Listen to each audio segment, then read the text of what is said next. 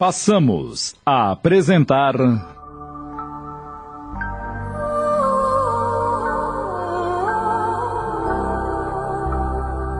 Renúncia, minissérie de Tony de França em 20 capítulos da obra psicografada por Chico Xavier, ditada pelo Espírito Emmanuel.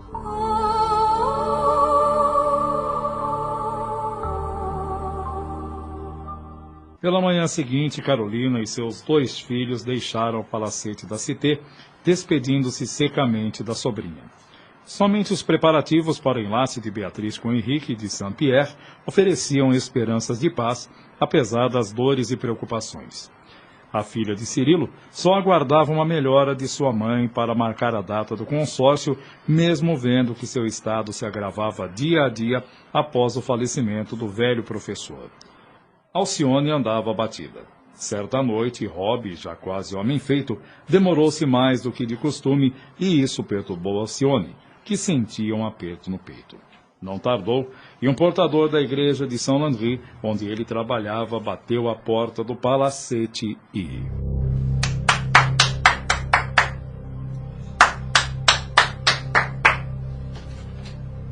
Lamento trazer más notícias, mas... o Rob foi seriamente ferido, sendo vítima de um desastre ao sair da igreja, e o abade pede sua presença urgente. Mas como foi isso? Parece que Rob caminhava distraído e uma carruagem em velocidade o atingiu brutalmente. Os cavalos espantaram-se e o cocheiro não teve tempo de evitar o pior. E como ele está? Muito mal. Um dos cavalos o pisoteou no peito e ele sangra muito. Ele ainda conseguiu que chamasse o abade e que a prevenisse com urgência. Vamos logo, Alcione! Não há tempo a perder! Lá chegando, ambas se apavoraram com o estado do pobre Rob. O sangue borbulhava sem parar das feridas abertas. Não havia mais esperanças. O abade e alguns da igreja lamentavam que o jovem músico estava no fim. Alcione aproximou-se do irmão adotivo e, colando os lábios aos seus ouvidos, perguntou: Como foi acontecer isso, meu irmão? Deve ser a vontade de Deus que se cumpriu. Levar-te comigo para casa. Vou cuidar dos teus ferimentos. O carro nos espera lá fora. Não posso mais. Alcione procurou o médico, que já tirava o avental manchado de sangue, e disse: Doutor, peço-lhe permissão para levar meu irmão para casa, para cuidar dele. É inútil, moça. A remoção agravaria os padecimentos do coitado. Seu ferimento maior é no peito, causado pelas patas do animal. Seu estado é irreversível e seus minutos estão contados. É tão grave assim? A morte é questão de momentos. Lamento. Nesse instante, Alcione curvou-se para Rob, como se estivesse acariciando um filho amado, e as lágrimas correram em sua face. No instante que fui chamado, eu quis prender o cocheiro para puni-lo com justiça, mas Rob não consentiu, dizendo ter sido ele mesmo o culpado pelo incidente. Rob olhou para a irmã longamente, esperando ler no rosto dela a aprovação de sua atitude, e ela entendeu a sua linguagem e disse: Agiste muito bem, Rob. É preciso não disputarmos com o mundo para encontrarmos o caminho que nos leva a Deus. Que bom ouvir isso de ti, minha irmã. Sabes que do momento que pedi aos guardas para liberar o cocheiro por achar que a culpa me cabia, senti que já não tinha a pele negra, que minha perna e minha mão estavam curadas. Veja, Alcione, veja minha mão. Agora tem 5 dedos. E meus olhos posso ver claramente. Só não posso me levantar e acompanhar-te. Mas depois que dormir, ficarei bom. Estas são as provas redentoras, meu querido irmão. Deus te restituiu a saúde da alma por te considerar novamente digno. Sinto muito sono, Alcione.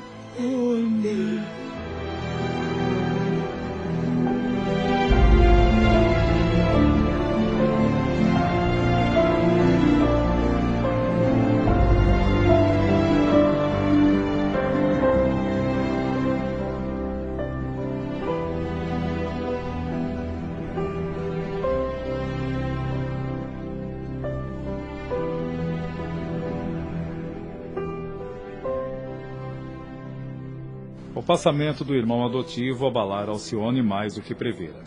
O noivo de Beatriz cuidou do funeral. Para Alcione, fora o último elo familiar que se separava da sua família. A antiga chácara de Ávila ficava na saudade e perdida no tempo. Recordara-se de João de Deus e Dolores, pais biológicos de Rob, do padre Damiano, sua mãe, seu pai, seu avô, que desceram às sepulturas, e de Carlos, que se afastara pela incompreensão. Amargurada pela saudade, recolhera-se em seu aposento e, tomando o velho crucifixo dado por Dona Margarida, sua avó, a filha Madalena, e agora com ela, abraçando-o contra o peito, disse: Ah, meu Jesus, não me desampares. Foi nesse exato momento que a pobre louca Susana, dando pela falta de Alcione num ímpeto, abriu a porta de seu quarto e num impulso bradou: Alcione! Alcione! Ah, como pude me esquecer da senhora? Me perdoe. Eu vou levá-la ao seu quarto para repousar.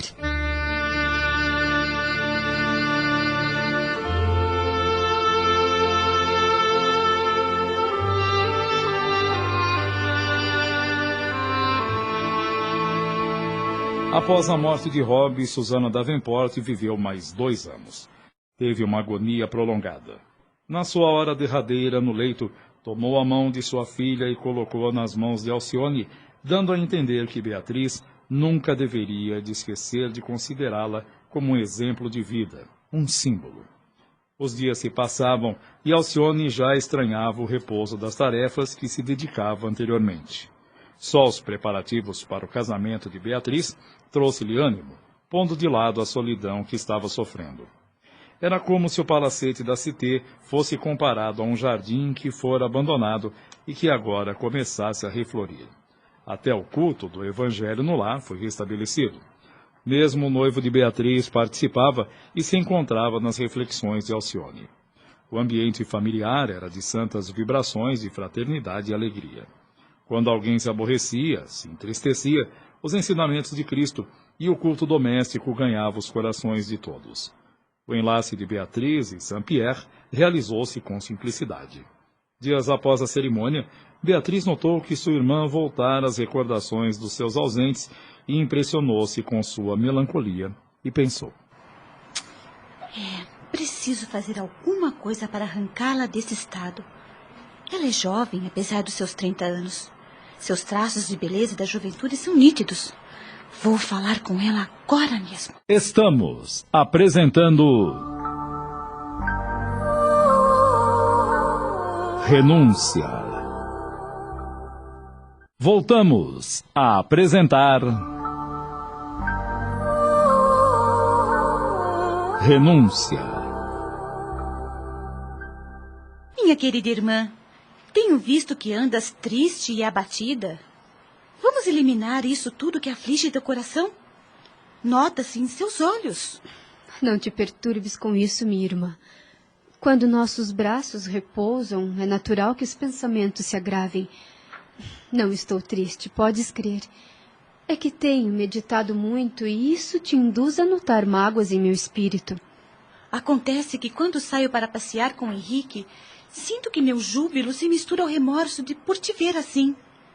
Tu és mais merecedora das bênçãos dos céus do que eu. Mas preciso te dizer algo e peço-te que não me censures. É que... Dize sem receio de que se trata. É que tenho pedido a Deus que te concedas a graça de um matrimônio feliz. Constituir uma família ao lado de um homem leal e puro e de filhos carinhosos. Alcione, eu posso te auxiliar nesse assunto. Quem sabe uma viagem a um outro país ou mesmo descansar em alguma praia, em contato direto com a natureza, irá lhe fazer muito bem. Mas eu estou muito bem e nada me falta. Beatriz notou que sua irmã se esforçava para conter as lágrimas, mas prosseguiu. Henrique e eu temos pensado na colônia distante, onde temos bens materiais de relevância e que futuros negócios surgirão, bem como meus tios na América. E tua companhia conosco será indispensável. Quem sabe Jesus te reserva por lá um fiel esposo que te faça feliz como te desejamos de coração. E se eu te dissesse que tenho meu coração prisioneiro desde a primeira mocidade? Não me digas. Agora quero saber de tudo. Com certeza o feliz eleito não está aqui em Paris. Porventura, trata-se do gentil homem espanhol? Foi aí que Alcione narrou em detalhes o que lhe passara na juventude, recordando Carlos Clenaghan, o encontro e a última vez em Paris que a impossibilitou de revelar-lhe o que ocorria com sua mãe e seu pai. Beatriz obtemperou. E não seria agora o momento da conciliação? Pode ser. Tenho pensado nisso. E estou certa que Carlos confia na minha sinceridade e não deve ter desposado outra mulher. E, quem sabe, eu possa agora convencê-lo de retornar ao ministério sacerdotal. Que dizes? Não querias obrigá-lo a retomar um serviço contrário à sua vocação?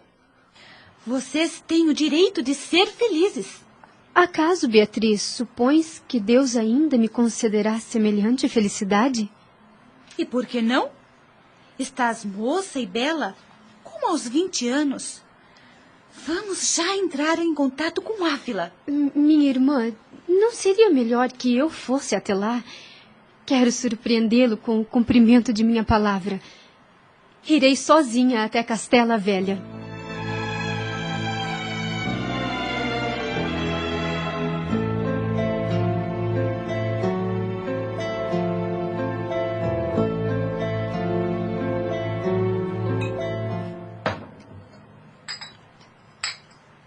Alcione, Beatriz me contou de tuas intenções e te adianto que Carlos Clenaghan será bem-vindo, pois preciso de um companheiro para desdobrar nossos negócios. Creio que teu futuro esposo nos ajudará com seu trabalho. Podes ter certeza, pois Carlos é honesto, trabalhador, leal e de caráter nobre. E ele será para nós um irmão. Com certeza. E quanto à nossa transferência para o Novo Mundo? Que achas, Alcione? Estou de pleno acordo. Muito bem. Clenaghan irá conosco como membro da família. Quanto à tua viagem à Espanha, Alcione, gostaríamos de acompanhá-la, mas negócios urgentes nos impedem.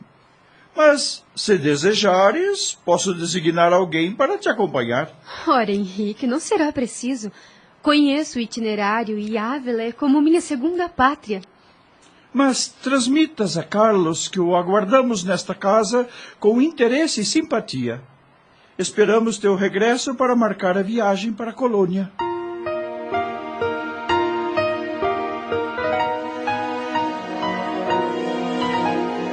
Dali a 30 dias, Beatriz e o esposo acompanharam Alcione até o porto de Havre, de onde ela embarcaria até o porto de Vigo, na Espanha.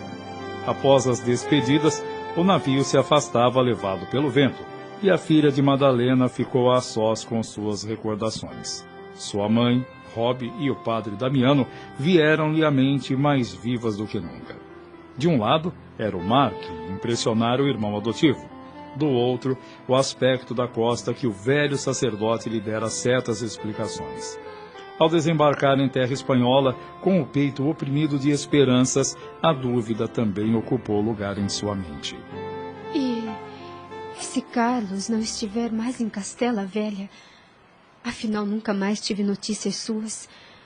Mas alguém há de me dar alguma informação. Primeiro vou me instalar num hotel para um descanso. Refeita do cansaço, dirigiu-se à portaria do hotel e... Meu amigo, poderia me informar se aqui em Ávila reside um senhor chamado Carlos Clenaghan? Carlos Clenaghan? Ah, sim. Sim, senhorita, conheço. Tem certeza? Sabe se ele é de origem irlandesa? Deve ser esse mesmo. Ele não foi padre? Sim, foi. Sabes onde encontrá-lo? Sim, ele é um comerciante bem-sucedido aqui em Ávila. Não há dúvida. É ele. Eu vou convidá-lo por um bilhete a comparecer na igreja de São Vicente, onde tecemos sonhos e esperanças que foram desfeitos por realidades dolorosas. Tu podes ser o emissário de um bilhete ao Sr. Carlos Clenaghan? Sim, posso. Rapidamente ela redigiu numa folha de papel o que pretendia, sem identificar-se, dizendo que mais tarde o encontraria na igreja de São Vicente e que trazia notícias alvissareiras de Paris para o seu coração. O rapaz que levaria o tal bilhete e recado jamais imaginaria que se tratava de um romance. Minutos depois, Carlos abria o bilhete, leu-o e... Mas esta letra não me é estranha. Não será possível que Alcione está aqui na cidade? É o tipo de escrita dela. Coincidência. E que notícias de Paris poderiam ser enviadas ao meu coração? Talvez algum recado de Madalena Villamil ou de Rob a respeito de Alcione.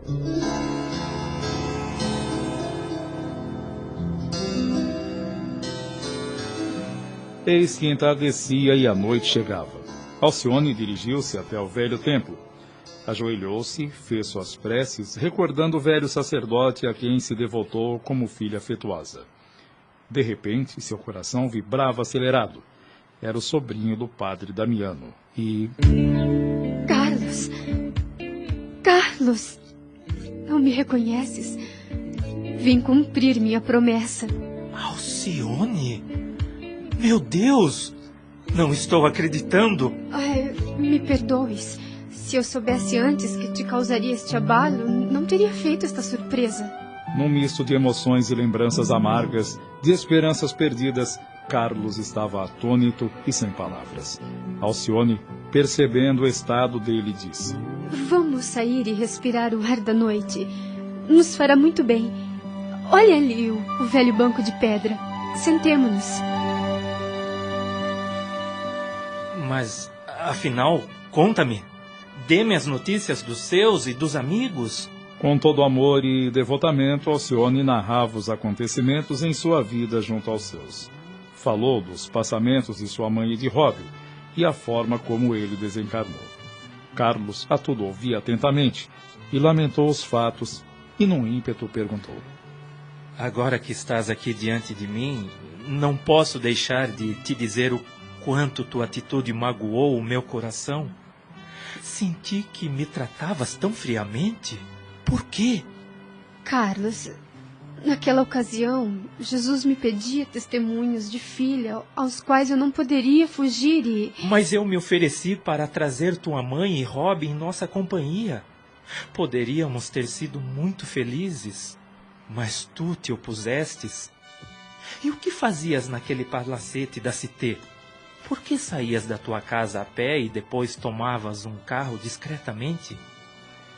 Alcione, eu te segui, te observei. E aquele homem que te abraçou no portão quando chegavas sorridente? Alcione, quanto veneno lançastes na minha alma. Jamais pude imaginar que Paris te transformaria tanto a ponto de esquecer nossos compromissos e contrariar tua mãe enferma que tanto desejava sair de Paris e voltar à vida simples de Ávila. Calada, Alcione a tudo ouvia com muita atenção e depois de uma pausa sentenciou: Não devias ter sido tão radical no teu julgamento, Carlos. Aquele homem Meu pai. Teu pai? Sim, Carlos. Meu pai, Cirilo Davenport.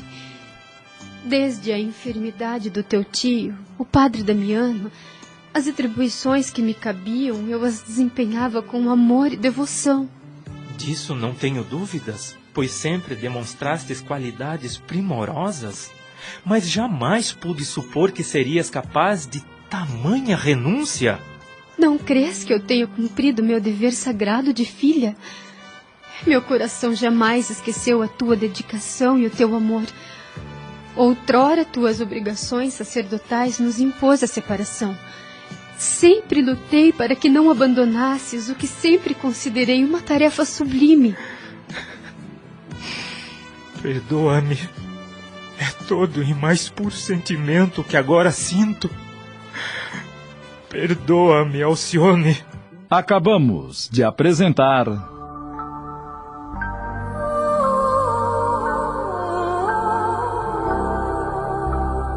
Renúncia, minissérie de Tony de França em 20 capítulos da obra psicografada por Chico Xavier, ditada pelo Espírito Emmanuel.